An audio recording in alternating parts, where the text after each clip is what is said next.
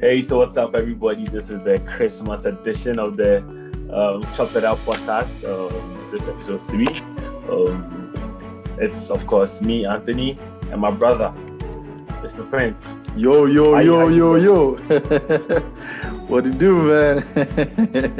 What's up? You? Man, we are alive, man. Life is good. Ready Can't for complain. Christmas? Man, I was born for Christmas. Hey. I got you. Man, and how's the weather in Prague? Man, it's quite cold and cloudy, not so sunny today. And what about you? Yeah, same much. Nothing special. Just chill, staying indoors and staying safe. So that's all right. But today we have something very exciting for everybody. Today we're going to talk about the top 10 events that happened in sports in the year 2020. I mean, 2020 has been very, I don't even know the adjectives to use for 2020. It has been explosive. I mean, unique in its own right. So many things, so many good things, so many bad things. But all in all, we are going to give you an exciting podcast today, talking about the top 10 events in 2020. What do you think about it, bro? Yeah, 2020 has been a very different year, and that's great.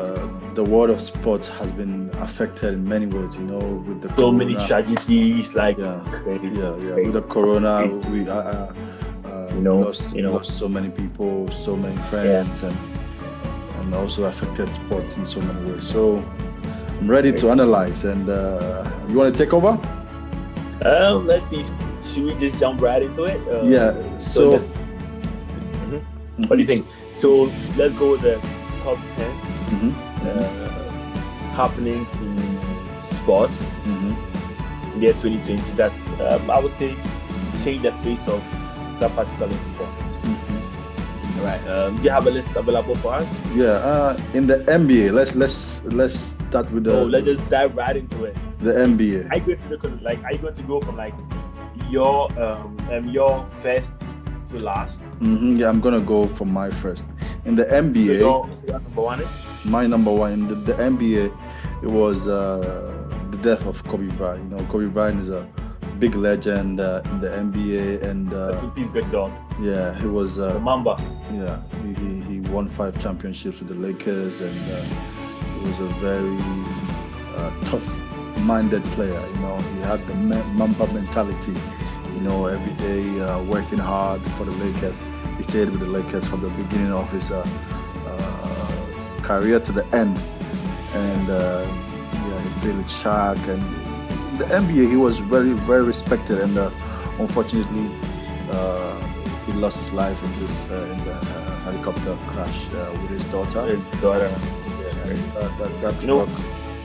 And Kobe is the only individual in franchise history or basketball history with one team to have both jerseys retired. So then if you go to the Lakers, the number 8 jersey is retired, the number 24 jersey is also retired. He's a legend, absolute legend. To me, I'm sure that I would agree with you also. That was the most defining moment for sports in 2020. Like, I literally broke down when I heard the news, like, no cap. It was just too much. Like Kobe, like no, and it didn't even make sense. He had to go at that. That young when everything we saw about him in the media was just good stuff. There was once he was directing traffic after an accident. Somewhere. It was just crazy. Man. Rest in peace, big dog. Rest in peace. Yeah. And all the others that died in the crash. Yeah. Maybe so. Rest in perfect peace. What would you go for your number 2? For number 2 in the same NBA, the bubble, the NBA bubble. It was it was a very interesting thing, with the corona. So fans were not going to attend, and so they had to go into the bubble. So it was a new experience for us, the fans, and also for the players. Being together in hotels and training together and not going out. We saw some news of some players going out to get chicken and stuff like that.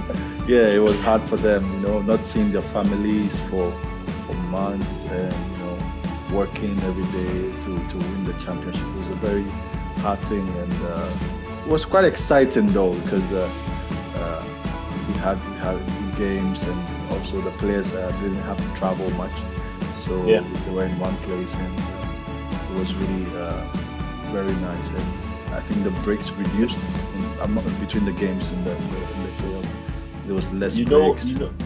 With the bubble, right? With the bubble, firstly, I mean, we have to give a big applause to the NBA for organizing it, because at that time there was no sports. Like I love sports, football, basketball, like I love sports. So not having to watch sports was just killing me, right? So big ups to the NBA for organizing this, and I mean it's incredible. I don't think any of us would be able to imagine what the players went through. But imagine if I was stuck in like a hotel room for like 2 months. That would be really bad. Being able to leave the hotel, that would have been crazy. So it's amazing what they did. Because I mean, even if you listen to the players, they were all complaining, like Paul George broke down. He had his own psychological issues. I watched LeBron on a podcast recently. And he was talking about how he felt like the rules were closing in on him and everything. So, I mean, it took a huge mental toll on the players, and I'm really, really happy that they were able to, come around and then do this for sports. I mean, they saved sports. I mean, it was 2020, would have been cancelled, but for the NBA. So yeah, and credit to my Lakers, credit to King James for bringing the 17th one home. Yeah, so yeah, and I'll go with you on that also for number 2. Yeah. Let's jump on to number 3. What you got? Number 3, in football, the death of the legend Diego Armando Maradona. It was a really, really sad event. Maradona touched the world with football, from Spain to Italy to Argentina, his country, and his skills, his tenacity, his passion for the game, his love for his country. It's great. He just had like everything. It was very infectious, and losing him was like losing a big icon in the world of football. One of the best footballers ever. Sports in general, actually. Yeah, and that was a very sad event that happened this year, and so rest in peace. Also, so it's a very sad thing for football this year. So many lives lost. I mean, it's just ridiculous that we are doing end of year. I mean, from January all the way to December, top 10 events that happen, and the top 3 out of the top 3, 2 are actually dead. I mean, it's crazy. We've lost so many good people in sports, and Maradona, like you said everything. But keep resting in peace, the dog. And he was everything. I watched videos of him like when he was older. I think about 2 years ago, he was in the stands dancing and cursing at the opposite team. Yeah, I mean, in the World Cup. He lived a life also. So, rest in peace, Maradona. He lived a good life. And for me, the 4th one would be a very popular one for Liverpool fans. Let me see what you have. Or for the Liverpool fans. Oh, Finally, right? Finally. To break the dark, They broke. I like your list, that's true. They broke the curse. And yes, and they won their first time winning the Premier League since it was, inaugurated, and we saw a very strong side this year. Even though the coronavirus stopped the season, Liverpool were very consistent. Because they won the Champions League the year before, but they have been winning the Champions League. Steven Gerrard won the Champions League. That was a big deal. They didn't want that. They wanted. They wanted the Premier League, and Jurgen Klopp delivered after about 3 to 4 years being in the club. He built his team, and Mohamed Salah, Sadio Mane, and Firmino, Henderson. Wow, it was a really Robertson, their keeper Van Dijk. They had a solid team. And they don't seem like a very powerful squad. Like if you look at the players, let's say Salah, Mane, and Firmino and Van Dijk are like the top out guys. But the other guys, I don't know. When they come together, they are a force. It's not about telepathy. Football is not an individual sport, right? So you don't need the best players to be able to win. You need the best team. And team is when everybody is able to bring the little to come together to build something great, right? So I'm sure, they have been possible like I think 2 years, 3 years. The 2 years ago they won the final lot and was basically the same core of players. They lost to Madrid. Then the next year they won the Champions League. And then this year they won the league. So they had like a core team that were playing together at a very high level. And even if you look at them now, man, they killed Crystal Palace yesterday 7-0. 7. Yeah. That's ridiculous. Yeah. Man, Liverpool have a solid team. Yeah. So number 4, Liverpool, man. So far, no arguments yet. You are nailing it. Who do you have as number? The number 5, the number 5th for me, the number 5 it's Wilder versus Fury. That's my number 5 when it comes to boxing. Because can you give me a second? Yeah.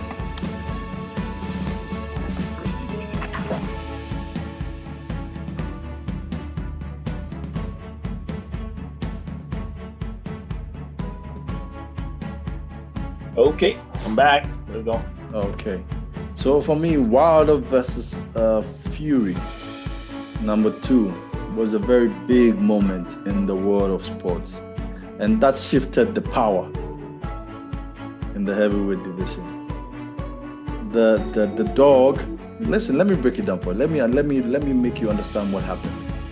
So we know that Klitschko was the boss, you understand, of the heavyweights, and Fury won him and went into depression, and we know what happened. Yeah. And somehow the belts were stripped from Fury, and the belts scattered. Even though the WBC belt was not part of the belts, the heavyweight belt scattered. So Fury came back from his depression and told the world that he was going to take the belt from Deontay Wilder. He told the world that Deontay Wilder was a bum, and he was going to take everything from Deontay and take out his soul. And the world doubted him. In the first fight, you saw that Fury went down 2 times, and people were looking forward to this second fight. And even the Bronze Bomber himself was, looking forward to it. He gave Fury the second fight. He didn't have to give Fury the second fight. He gave him the second fight to prove a point, to show that he is truly the champion. He is truly the heavyweight of the world. And what happened? Fury destroyed him. Fury knocked him out. I remember Fury saying he was going to taste his blood and then do the fight. He licked his ear, some blood off. He really demolished Wilder, and this took away the heavyweight championship to Fury, and also everything to England. So England has all the heavyweight belts. And so everyone is looking forward to Joshua. We recently saw Joshua destroy Pulev in the 9th round. Those uppercuts, man. Uppercuts. With a massive knockouts, He was slicing him up. You see that Joshua has now incorporated the two styles, the jabbing and moving, and his old style. But come on, Fury made a statement, and we look forward to seeing Fury defend his belt against Anthony Joshua in an undisputed heavyweight. Man, that'd be huge for the Brits, That would be really huge for the Brits, for the world, and that will show us the undisputed fighter. So that's one of the big things that happened in the world. That is your number 5, right? Yes, that's my number 5. Well, I'll go with another number 5. Lewis Hamilton, man, what he did at his age, tying Michael Schumacher's records in Formula 1, landslide number 5 for me. Yeah. I mean, he should have been top 3, but of course, Kobe and Maradona. So yeah. So I would go with Lewis Hamilton number 5. I would definitely. Lewis Hamilton has been like a very consistent driver with Mercedes-Benz. He has the best car in the I would say he's been the best driver. I wouldn't credit to the cars because I mean Mercedes-Benz wasn't winning every race before he came, Yeah. Okay. Well, he's one of the best drivers with one of the best cars. So together they make a good couple. So yeah, he has been. I mean, beating the GOAT of Formula One, Michael Schumacher. Man, that deserves that credit. That deserves huge credit. He's really done well, and for I think he's one of the few black drivers in the top Formula One racing. I think he's the greatest driver of black descent in Formula One history. I don't think anyone comes close to him. He has been really powerful, like a very consistent. From Formula 2 to Formula 1, man, it's just been consistent. They put him very, very young. I was watching a documentary about him some time ago. They put him very, very young. Very, very young. Mm-hmm. I think he was at the show or something, and then he met with the Mercedes. I mean, I've forgotten the whole story, but he was put very, very young, and then he did one from Formula 2. But he went from Formula 1 and he's breaking all the records. So hopefully he can go. 2021 will be his year also, and he could. Yeah, I think there's more space for him to improve himself because he's very no one comes close. He doesn't have competition in the Formula 1. Yeah, he's too much. Unless he makes a mistake or unless there's a problem with the car or something. But aside that, Lewis Hamilton, we always expect him to win. He's been great. He's been wonderful, and I think he's down. But that would be my number 6. Okay. Okay. So Few was your 5. Hamilton was your 6, right? Yeah, that would be my number 6. So what's your number 7? So my number 7 will be. I think I know what you're with. Rafa Nadal. I said it. So you see, Rafael Nadal has been the king of clay. Roland Garros. Yeah, and he won a record 13 titles for the French Open, and wow, he's been really awesome. He defeated Djokovic, and he's really, and now he has 20 Grand Slams, equaling Roger Federer, and he's one of the best ever. He has been on the top of the game for a very long time, and defeating people on the clay course. What is it about the clay course that Rafa Nadal wins all the time?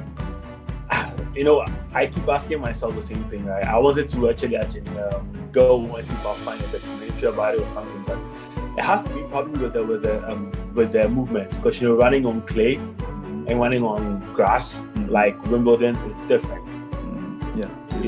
So probably has to do with the movements and his footwork or something. I don't know. Or maybe how the ball bounces off the clay. It's a bit different. I don't know. I really don't know. I don't know about that. Yeah, credit to Rafa Nadal. I was expecting him around the 7th position. So 13 French Opens, King of Clay, and this Peter King of Clay.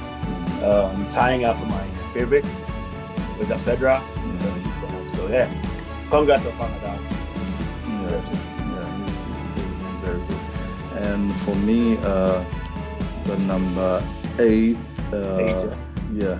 will be the impact of the Black Lives Matter protests in sports. Because we saw the death of George Floyd in America. Brought out a lot of protests all over the world, in Africa, in Europe, and especially in America also. But you saw that the NBA players sat out and decided not to play until the NBA or the does something about this. And you could also see in football, the footballers had the banner of Black Lives Matter on their jerseys, and they still till today kneeling down before the game, taking a knee before the game.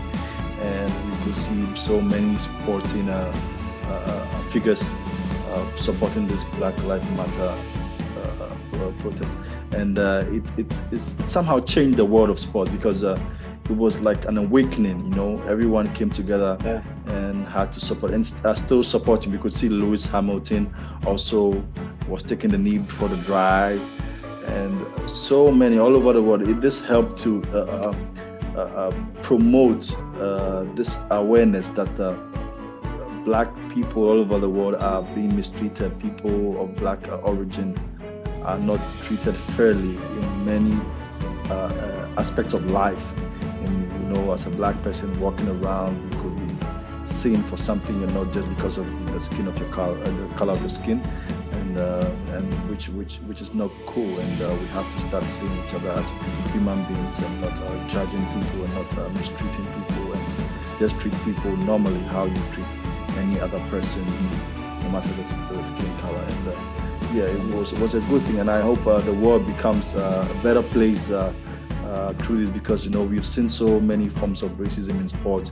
In Italy, you know, with Sule Muntari, Kevin Prince Boateng, you know, the people making Balotelli, yeah, making monkey chants and stuff like that, which is not cool. I think. Yeah. So many players have suffered racist attacks. With the Black Lives Matter, the BLM protest in sports, you know, sports is supposed to bring people together. Mm-hmm. You know, like when I go to a games at the stadium, I'm going to sit at where the team I support, right, is sitting, right, and then people from different places come together, and we all become one, with one purpose: to cheer our team on to victory. You know, so sport is supposed to bring unity, right? So I think there was a bigger impact when the sports bit took the Black Lives Matter thing seriously. You know, because we created an awareness that, you know, you would have to be a hypocrite to say that you don't think there's white supremacy and stuff, especially in America, from what we've seen, right? And even in the rest of the world, in Europe and everything, right? But then, you know, we didn't have different things, like we didn't have something substantive to hold on to and air our grievances, you know. So when that happened, I mean, rest in peace, just right, but after his death and how it was captured on camera, looking at, seeing a fool, like a 6'5" huge man dying and calling us for his mom. I mean, if you're a human being, white or black, it's going to send some emotions, like some strong emotions down to you, right? So the world seeing this, I think, realize that enough is enough. You know, you have to start treating these guys like the human beings that they are. You know, so sports took it outside, because I mean, every part of the world there was protests. I mean, even in Czech and Prague, I know there was some protests in the UK, everywhere, right? And then and in football, especially, even after the protests, like some months back, in the EPL, they still take the knee. Yeah, till now. Till now. Yeah, so it's huge. I mean, the awareness for this. So yeah. I would also agree with that being part of the list. And I hope the world becomes a better place, and I hope that in any form stops, and people should learn to embrace their diversity and love each other. And it's beautiful. Life is beautiful. The world is beautiful. It's nice to be white. It's nice to be black. It's nice to be pink. No matter your color, we are all human. So let's love each other, and that's the most important thing.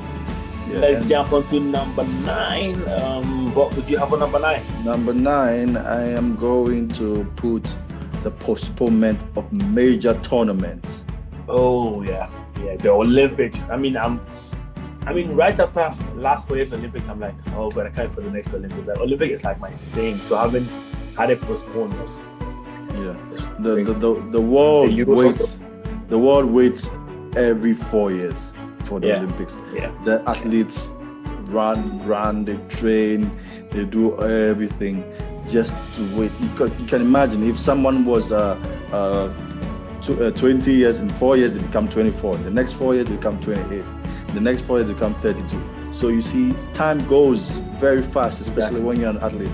And this is like the main, one of the main stages for especially athletes to show their talent to the world. For people who do the javelin, the athletics and stuff like that. Yeah. And this was. I mean, the whole world comes to a stop when the Olympics here. You know, everything from swimming, everything. And even the Euros was postponed. The CAF Champions League.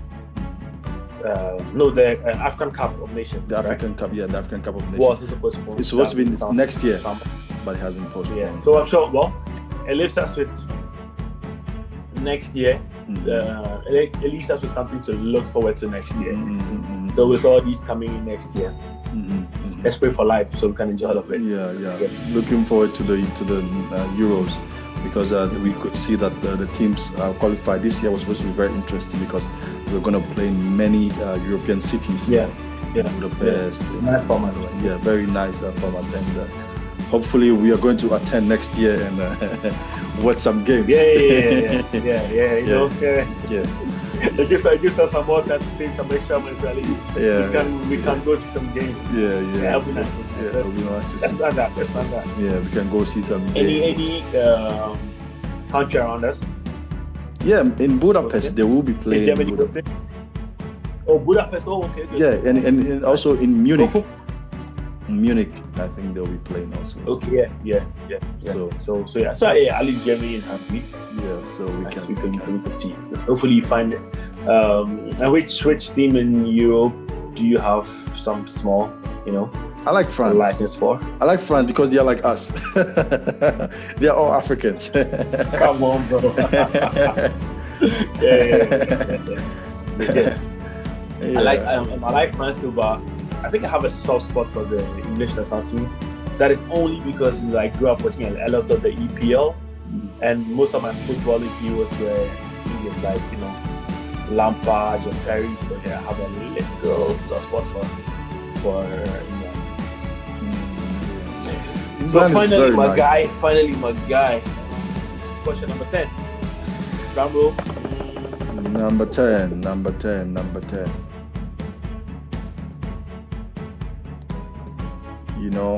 For me, I can predict this. My number 10 will be. You said it wasn't something big. Israel Adesanya? No. I mean he's a winner, so come with him, I guess. Let me see. Guess. Number 10. Okay, give me it from which sport? From MMA. MMA. Yes, Khabib.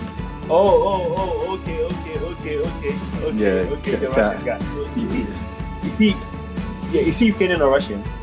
He's from Dagestan in Russia. Yeah, in Russia, it's Russian. Yeah, Russian. And he his retirement was huge. I mean, he left like a hero. He left like a king, He left a big boy in the world of MMA, and he was very. I was a bit sad because I wanted him to do your man again, I wanted him to do Conor again.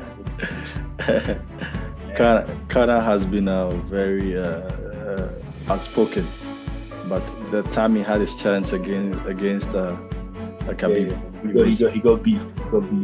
And Khabib again, he had a chance again to defend his title, and he won in fascinating style. He won in grand style, and unfortunately, he said he wanted to retire because he promised his mom he was going to. His dad died through. His dad died because of COVID, right? Yes. COVID complication, and that took a huge toll. He said he promised his mom he was going to fight the last time, and I wouldn't fight again. And knowing Khabib is a man of his words, his word is bond. So once he gave his mom his word that he was going to leave after this fight, he did. Yeah, respect to the man Khabib. They did a lot for MMA, did a lot for UFC. Crazy. Yeah, respect to Khabib. So that's and I mean, I like it. I like when people leave on the high. You leave when the applause is high. You don't wait for get or start losing and everything. Yeah. I mean, if I could take someone, I don't mind if LeBron James retires next year. if he wins this next year, gets back and then retires. Retires when everybody's still calling him the greatest in the era. I'm down with that. I don't want him to maybe play to like 40 and then he has to come off the bench, like what this guy did.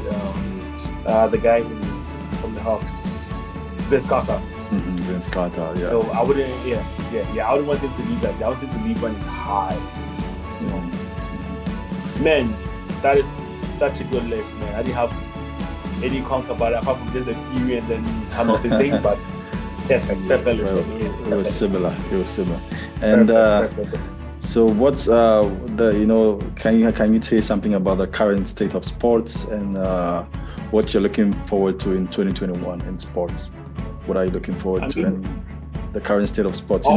Now fans are being let into the stadium slowly, and do you foresee more fans coming, and which tournaments and footballers or sport personalities or teams should we look out for in 2021?